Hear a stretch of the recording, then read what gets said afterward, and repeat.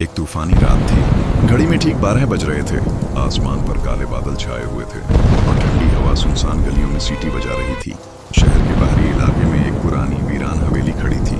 लोग कहते थे वहां एक बेचैन आत्मा भटकती है। लेकिन उस रात अहमद ने सच जानने का फैसला किया। जैसे ही उसने हवेली का जंग लगा दरवाजा खोला, दरवाजा अपने आप बंद हो गया।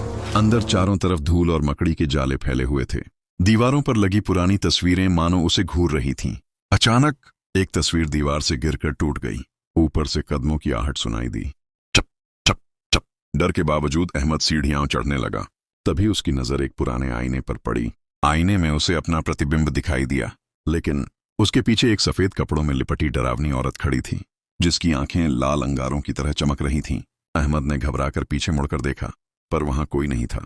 तभी आईने से एक सर्द आवाज गूंजी, तुम यहां क्यों आए हो?